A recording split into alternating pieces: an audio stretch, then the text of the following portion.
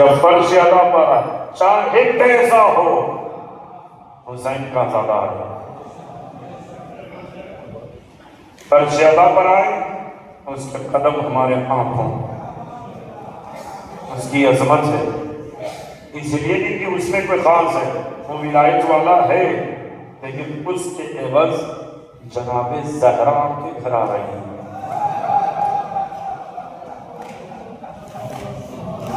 بس آخری بات عزیز ہوں، سب سے بڑی عزاداری کیا ہے؟ عزاداری کے نام عزیز ہوں، فرش بچھائیے، مجلسیں کیجیے، ماتم کیجیے، کثرت سے کیجیے، منع نہیں، لیکن عزاداری سب سے بڑی یہ ہے، باپ کا احترام کرو،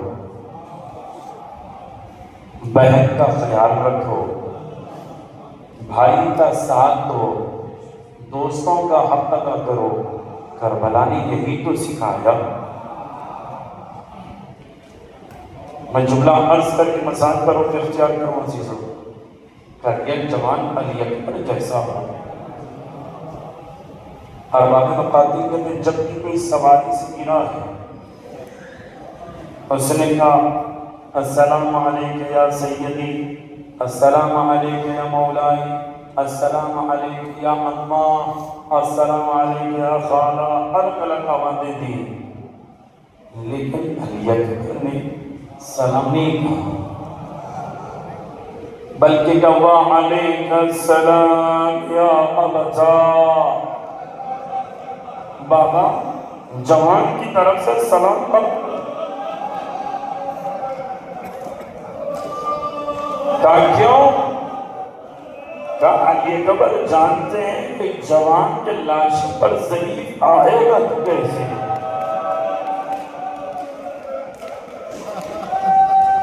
اخلاق ہے کربلا،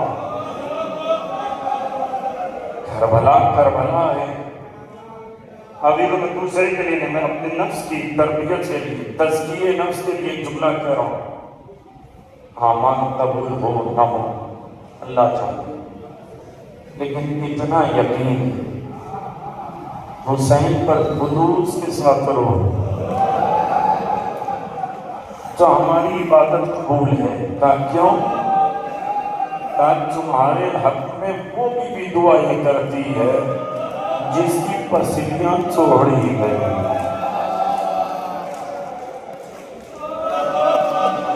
احجرکم اللہ۔ آج 12 محرم ہو گئی،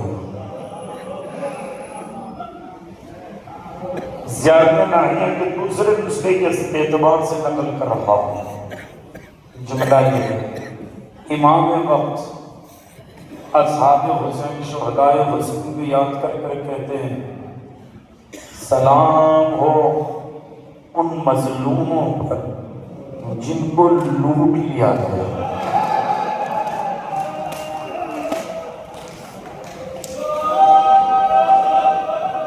سلام ہو ان غریبوں پر جن کا لاشا کربلا میں پھیل گیا،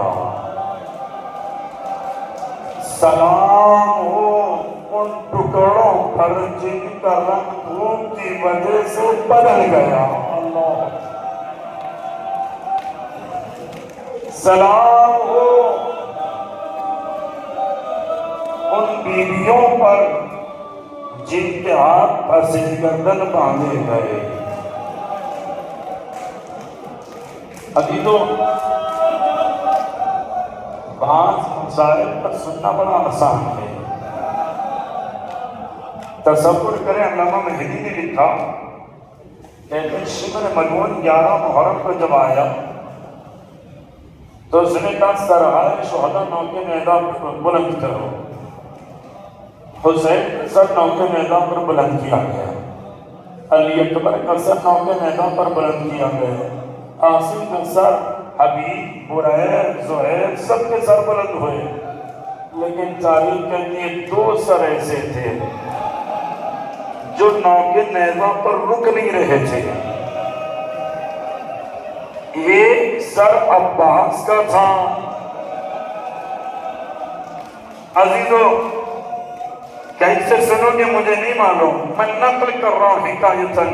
کہتے ہیں کیوں نہیں رکا؟ ظاہر میں کہا جاتا ہے بیویوں کے سر پر چادر نہ تھی، اس لیے عباس کا سر نوکے نیزہ پر نہ رکا. لیکن سید العلماء کہتے ہیں قرض کا اثر ایسا تھا نوکے نیزہ پر نہ رکا کہ پھر گھوڑے کی گردن میں باندھ دیا گیا. ایک غازی کا سر تھا،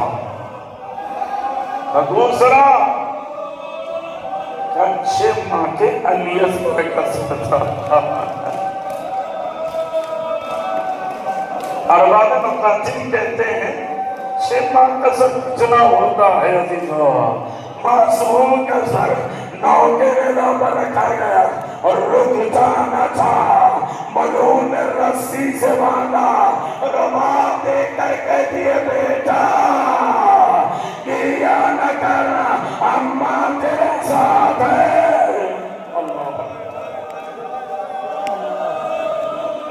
سارے شہداء چلے آگے بڑھے. شبر ملعون نے رسی لے کر آیا، امام سجاد نے رسی کی بیویوں کو دیا.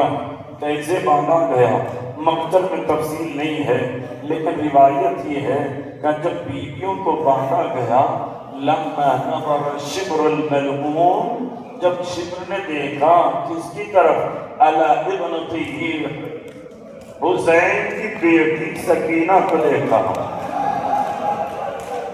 عزیزو شرما کے نہ رہنا، حسین کی بیکس بیٹی سامنے غریبہ میں تماچے لگے، اونھیں کھینچی گئی، دامن میں آگ لگی. 11 محرم کو شبر نے کہا اس بیوی کو اکیلے اونٹ پر بٹھانا، آیا تنہا بٹھانا.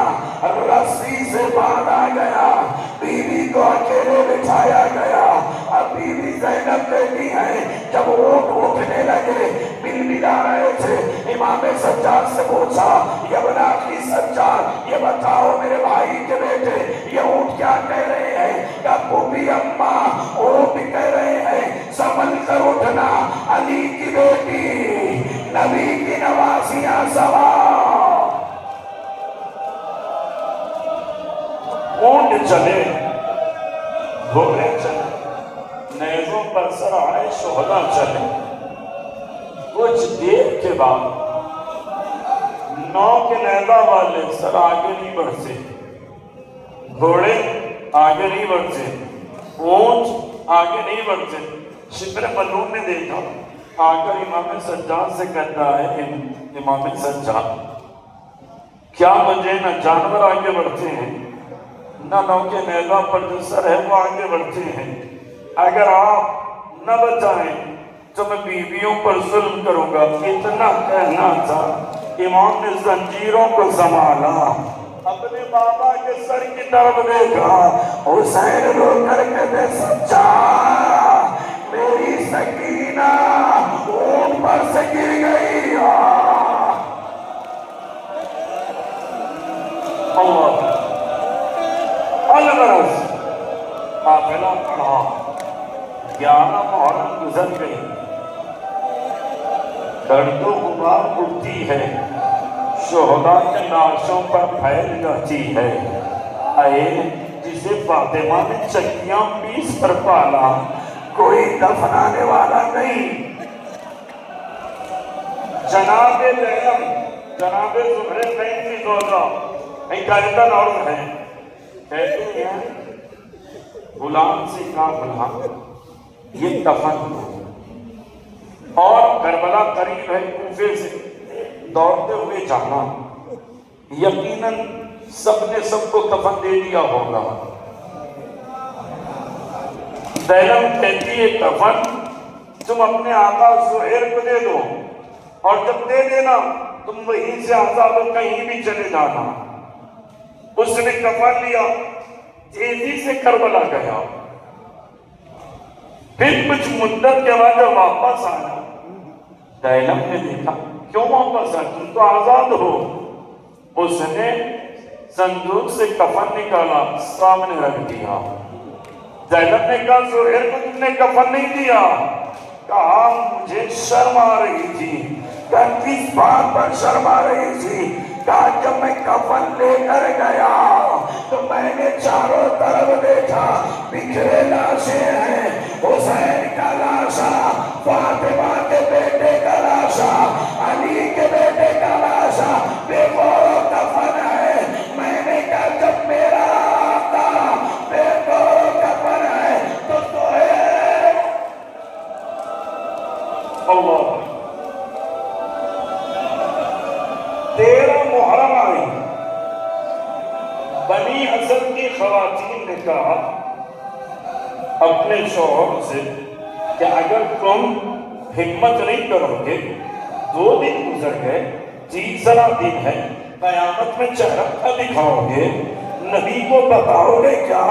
ارے حسین نے کہا تھا اگر تم نہ دفن کرنا تو بچوں کے ہاتھوں میں خاک دینا، غربت حسین کا ماتم کرنا، کا خاک دینا تاکہ بچے آئے لاشوں بنا دے۔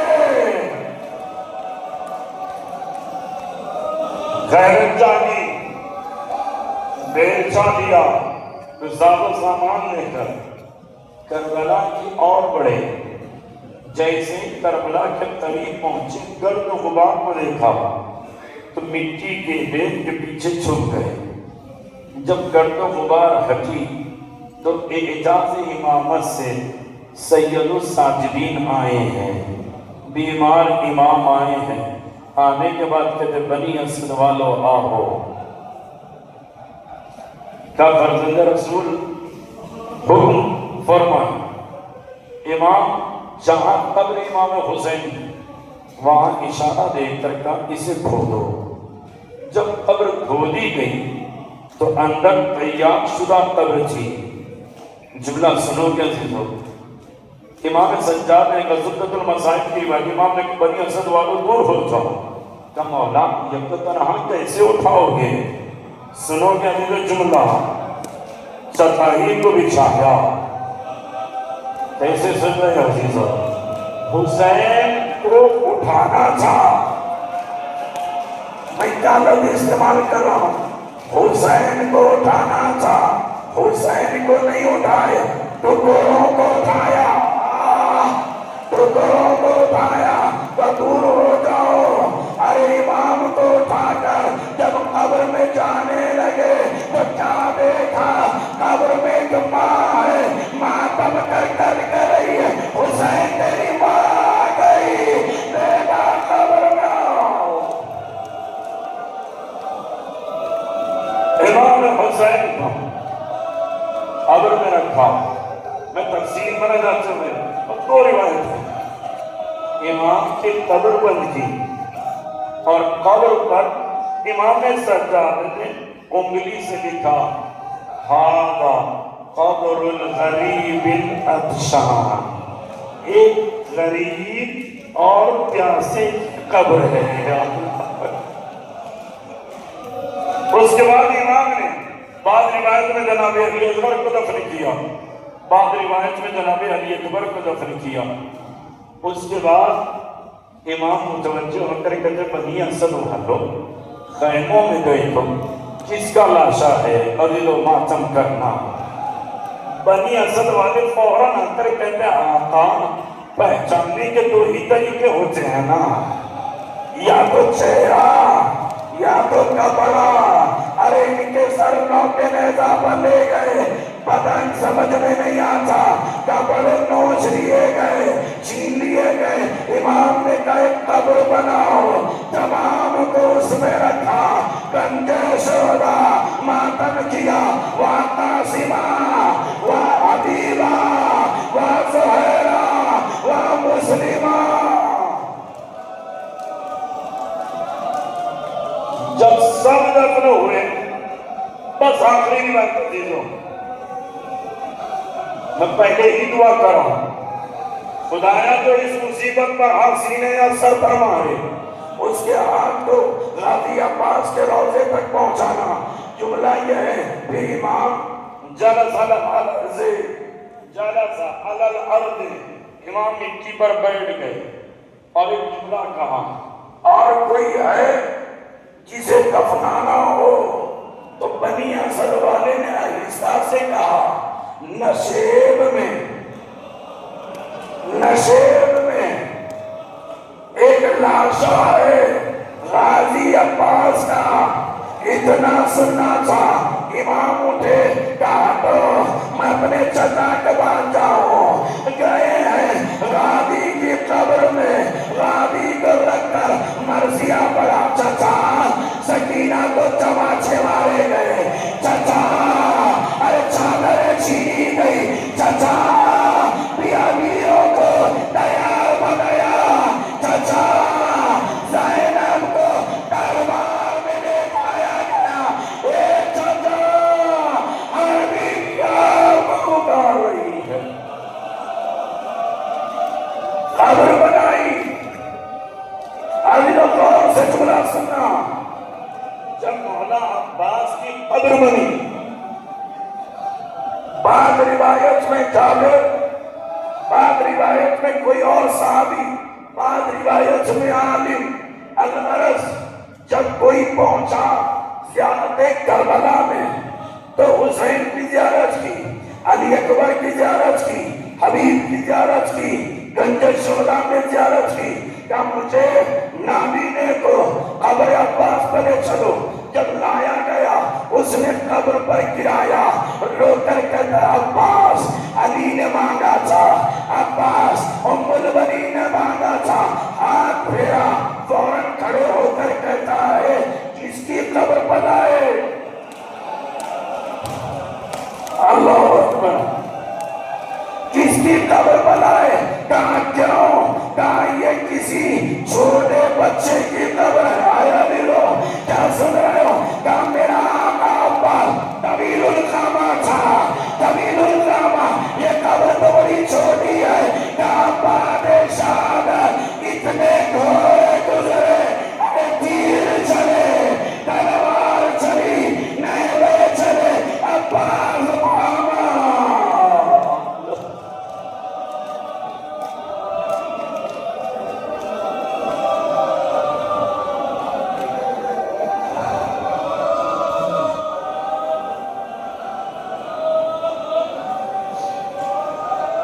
پر اللہ کو